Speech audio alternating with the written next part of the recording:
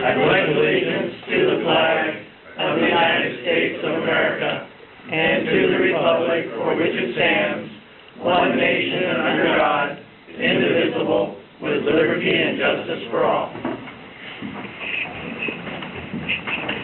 Roll call of council, please. Councilmember Gerberding? Here.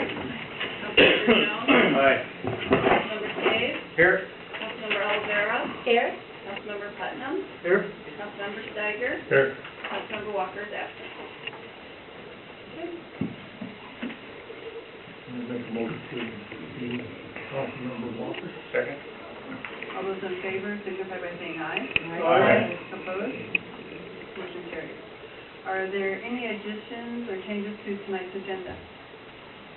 Councilmember Jones. I have a question related to, let me get to the top here, sorry. Agenda bill, new business on review of rules and procedures. Why are we bringing that up tonight and not on workshop and discussion? That was one of my questions, but I am not in charge of your agenda. This is not a discussion of changing them. This is just a review of certain issues that have been brought up recently about the conduct of our meetings. It's just a reminder to everyone. So there's no action plan. It's just a reminder session. Councilmember Cave. I would like to add business, probably a C, discussion of committee, discussion regarding committee assignments and possible action after the discussion.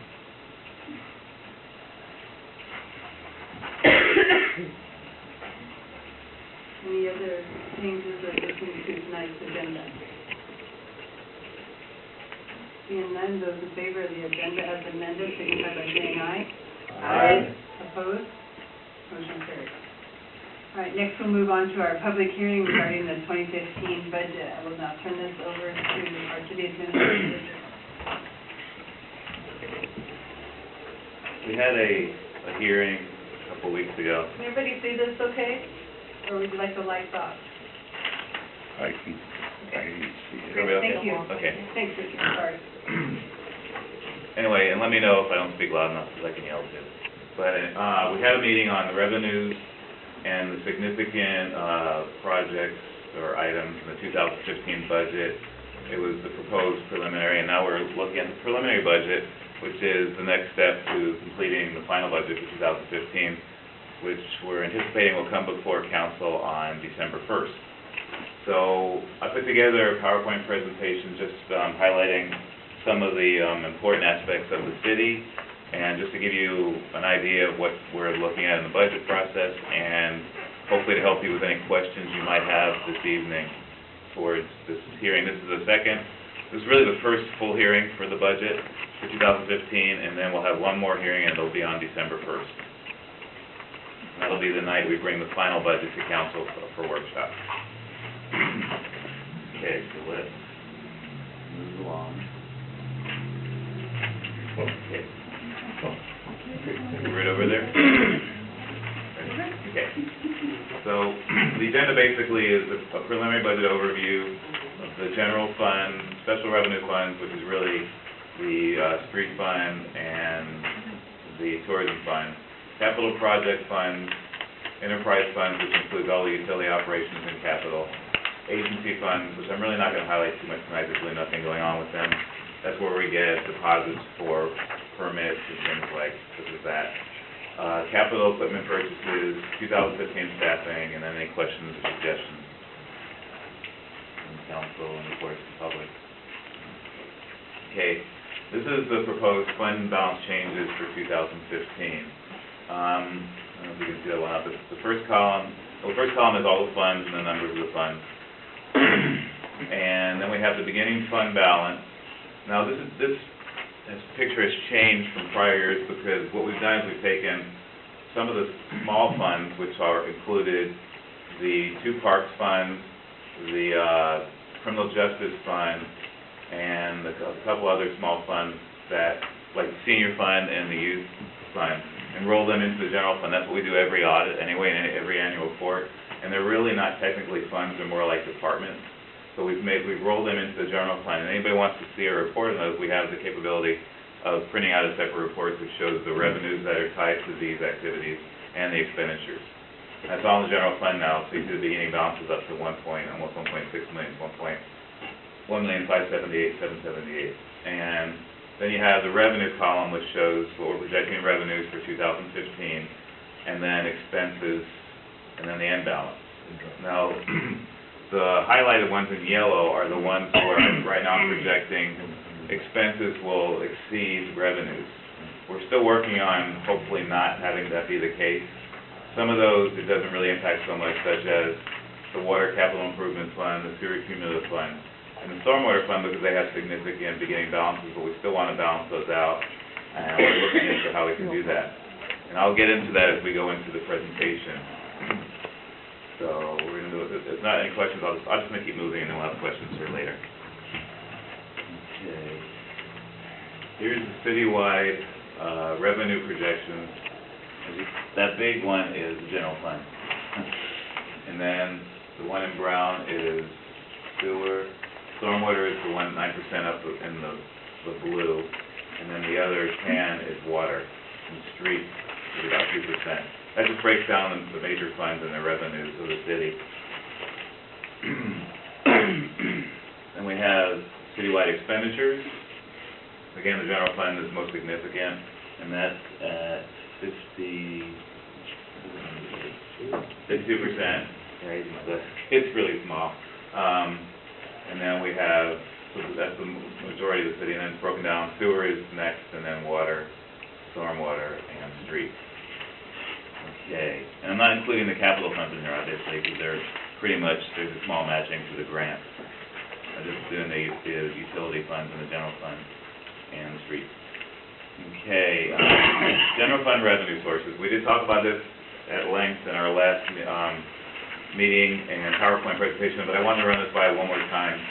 The property tax revenues, I've talked to King County, and they do include all parts of the city that are incorporated. This way, if anybody has any questions about that. Sales tax, that's pretty much what it is this year. If it goes up, it'll be marginal. And then the rest are just the significant ones. Vino tax is at the max, so it can't be raised. And utility tax, I'm showing an increase because the full rate increase we had in 2014 didn't take effect till May. It started in April, but we didn't receive receipts on it until May. So we'll see the full 12 months of that next year. Let's see, franchise fees, it's mostly from places like waste management, and then taxes that we receive from the state, services, activity center fees, mostly from the youth center and senior center. And then investment interest, 700 is a little bit low. I think we're actually going to come in higher than that, but that's just the general fund part. Okay, I don't know if you can see the general fund revenues. This shows the real breakdown and the percentages of it. So beginning balances is 28%, and then taxes is 52.7%. So that right there is 80%, almost 81% of all the city's revenues in general funds. They make up the majority. And there's the graph. This shows where, the pie chart that shows where, a lot of people want to know, where does our property tax dollar go to? And the city gets a small portion of the pie. For every dollar you pay in property taxes, the Pacific gets about 12 cents. And I don't have one for sales tax, but it's similar to this, it's even smaller. Part of the pie is smaller that we get. General fund expenditures is next. And law enforcement, public safety is 54%, so that is down from being close to 60%. Part of it's due to, and that doesn't include the possibility of a new officer, part of it's due to rolling the other funds into the general fund, and also just being a little small increase in revenues that we've had, and we've managed to maintain our expenditures at a static level.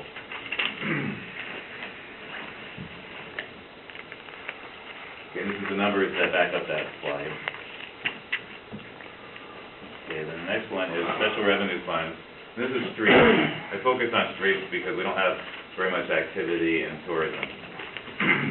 So streets has a beginning balance of about almost 82,000, And the revenues we're anticipating from fuel tax is about $120,000, that's what it runs annually. And I have almost $200,000 in interfund transfers, but I've been talking with the Finance Committee and with the mayor about taking real estate excise tax revenue streams, there's two of them, that go to the Municipal Capital Improvement Fund, which is Fund 300. And we've talked about moving it to streets. Most cities that I've worked at and that some of the staff has worked at have those revenue streams tied to streets. And we thought about doing that, and we're looking into it. I talked to our attorney, and there's no code that says where they go, so we're probably going to put that together and come back. That'll help balance streets. And the Municipal Capital Fund is not a fund that has big expenditures every year. It's a once in a while thing that we can do transfers to. So if we're looking at doing that, that would help out the streets fund quite a bit. Sometimes it's been up to almost $100,000 a year for those taxes. And then street maintenance expenditures. Most of the work there, I think as everybody knows, is chip seal and the guy's time that goes into cleaning up the streets, sweeping and whatnot. And the streets transfer out a little bit for replacement equipment. Okay, capital project funds. So we have, I talk about the real estate excise tax revenue streams and city hall improvement project in that fund. And I anticipate that fund will be around $800,000 with the transfer that we're doing this year by the end of the year. So that should be enough to hold it over, and if we need any more, we'd probably transfer from the general fund or other funds that we're needing to do some kind of projects to their infrastructure. Small grants make up most of the revenue for the 301 fund, which is road capital improvements like West Valley and interurban. I'm working with the engineer and Public Works on making a fund for West Valley itself, because they're seeing a significant amount of money going into that project, into the road itself over the next few years. Parks is a new fund that, was supposed to be there, but we're making that fund now. It's 305, and that's all for capital, all the impact fees and all the taxes that go to parks go to that fund. No maintenance comes out of that fund. And right now, I only got it budgeted less than $10,000 for next year to come out of it. Revenues are higher than that, but I'm not sure where much of an increase we're going to see. And then the Valentine Road project, everybody knows about that. That's Fund 308. Pretty much going to be a net for the year. The amount of money we receive in is what we'll spend, a little bit over, but we have a fund balance to start with, about $300,000, so we should be okay. Stewart Road project, 310. That's anyway, that project has about $5 million in the Valentine Road, and Stewart's about $3 million with a TIB grant and a loan of $1 million. And that project, both of these projects are anticipated to be completed in 2015. Fire capital improvement, I've been speaking with the Finance Committee about seeing if we can use some of the funds in that fund to use on repair of the city's hydrants. So we're going to be looking into that more. We'll bring it back to council once we get some more information on it. Okay, and the municipal capital improvement project, we've talked about that quite a bit. How the funds will be built up is we're closing out the LID funds and the fire truck fund. We talked about that, and $600,000 going to the general fund, and then $400,000 being transferred to the community capital fund. And that's why we would have money take its sources, its revenue sources, and move them to streets, because I don't see it needing that now. Projected start date is late spring, I think, go as planned for that project. We have a lot of talking to do, of course, with council about that. Okay, and there's the revenues I talked about. So at the end of next year, unless we move those revenue streams, it'll be somewhere around $850. So if we move the streams, then it'll be about $801,000, somewhere in that area. There's the roads capital improvement. At the beginning balance of $109,000, close to it. And it gets intergovernmental revenues of about $237,000 that has dedicated, and then interest and transfers from other funds that, like utility funds when they dig up the roads for utility projects. Parks capital revenues, I anticipate a beginning balance of about $100,000, excuse me. I got you excited in that case. It's $100,000, and taxes and charges for goods and services come to about $12,000, and interest from other earnings, so not a lot of revenue. And the expenses are less than that. They're about $8,000, like I said. And there's a Valentine Road project with a beginning balance of $300,000, intergovernmental revenues, which is based on grants, loans, public works trust fund loans, and then the expenses to finish that fund off. To finish that project off. Same thing with Stewart. And then we get to the water operations. Anticipating a little increase in revenue because we'll have a full year of the rate increase, and interest will go up a little bit too, so that'll help that fund. That fund is pretty close to breaking even next year. We're about $2,000 over revenue over expenditures. And there's the expenditures. Majority of them are in operations. We have debt service. We're paying on a couple of loan notes that water revenue bonds actually that are in their last years. And that's where those numbers come from, the interfund transfers to streets and other projects. One of the projects we have in water is the water meter replacement project, the big one for next year. We're looking at either a water revenue bond or a vendor tax exempt lease purchase agreement. It's going to be an interesting call. I'm going to bring it in front of the finance committee after I bring it to council in a workshop to talk about it. And I also have somebody, a professional, who's going to present the water revenue bond side and why that's a positive versus going with the vendor. But it's pretty close either way, except you get to push it out 20 years on the water revenue bond. You have no choice really. It is a 20-year bond. And the amount of interest is actually less. So I have to really, I don't like going longer if I don't have to for the city's sake, but if it will stay with money, it's worth doing that. And that would be to get the full technology for the system, as Lance has talked about at our last meeting. And it would really be a benefit to cutting staff time in a lot of areas. We'll bring that to you early in 2015. Right now it's a placeholder. Sewer operations. Sewer's going in with the healthiest balance it's had since I've been here over the last 3 years, almost 172,000. Charges for goods and services are $2 million, and that'll be up because of a full year. We probably are going to have to do a small increase in this fund because of the increase from King County Metro. And we've gone over that with council one time in a workshop, so we'll talk about it probably at another workshop and then with whatever committee they want to send it to. And I'm working with Lance and Jim Morgan on coming up with the appropriate increase. Hopefully it will be very small. Sewer operations expenditures, mostly operations and interfund transfers.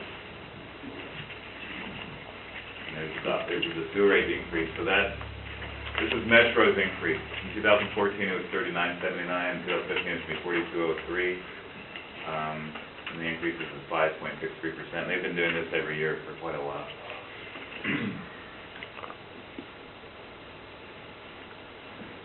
The stormwater operations.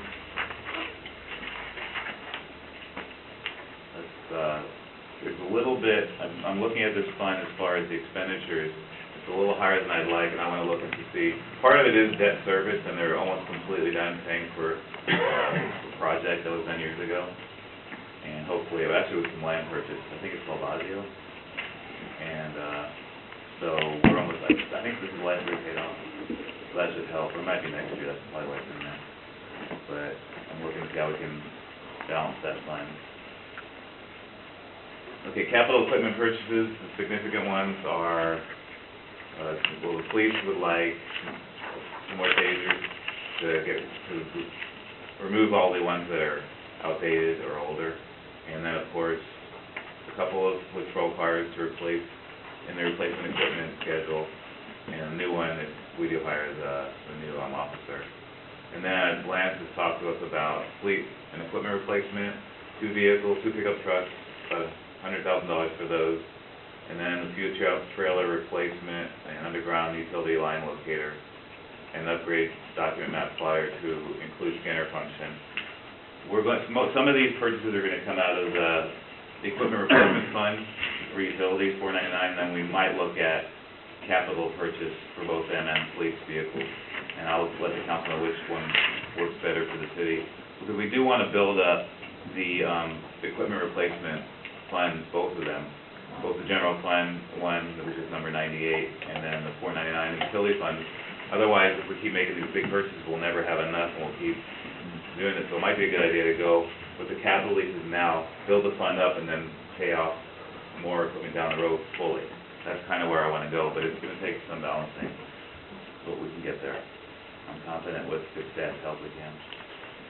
Okay, 2015 staffing. I talked about this briefly, comparative for 13 through 15. Now, 13 was 4% higher than 14. There was a lot of reasons for that. I won't go into all the details now. If people can talk to me about it offline, that's fine. We just had some different salaries in 13. And then in 14, we lacked a few people we had to replace. And that's why it's gone up 10% plus. Benefits did not go up at all in 14. They're going up 7% for the union members in 15. And then we're fully staffed on the public works clerical side and management side. So that's the difference. And the good news is that we're able to balance the budgets by and large with that FTE schedule. And then the FTE schedule comes after that, and it's still a work in progress. It's not exact. There's some numbers in there that I think are a little bit it's not perfect, and I want to work on that tomorrow. So when we come back to the December 1st meeting, or in the next few days, we'll have the numbers exactly as they should be. But any questions anybody has on those, they can definitely look me up and talk about it. Here's the salary, wages, and employee benefits pie chart. The police is at 44%, and water, sewer, stormwater are the next biggest one, 11, 8, and 7. Now, it might confuse people, but, and Councilmember Steiger brought this up about the breakdown we do, the distribution. And we have, actually, in the budget this year, there will be a sheet that shows the distribution by fund, by employee. And what that means is, and it's very simple if you look at the guys who work in the crew. So they have timesheets where they actually fill out the time they worked in sewer, water, parks, streets, and miscellaneous. And so we can actually keep their time broken down into those areas. Now, for administrative staff, we're broken down based on, in a lot of cases, our best guess in significant projects. So like, to give you an example of myself, I work on all the funds, pretty much all the time. So how do I, decide where to put most of my time? Well, obviously the general fund is the most significant fund, so I spend most of my time there. But we have a big project coming up in 2015 with water, and I'll be spending a lot of time there as far as working on the way we're paying for it and working with council. So I've got to be aware of this, and the same thing for the city clerk and anybody else on staff. And it just takes a lot of working with, and I've worked with the state auditors, and most cities do this. It's the accepted way of keeping track, as long as it's realistic and it kind of, makes sense when you look at it. For police, it's simple because they work in public safety, which is in the general fund, so they're all 100% there. Same with courts, but with other people, we're all over. And I will be giving that out. I gave out to Councilmember Steiger, and he has come back with some ideas which are good. And I like that. I like to get some input from the council and from the public on what they think or what questions they might have about how that works, because it is kind of complicated. So let's see, and that is it. Thank you. So questions from council? Any questions from staff? All right, if not, I will open it up for public comment. Is there anyone that would like to comment? I want to say Councilmember Hulsey.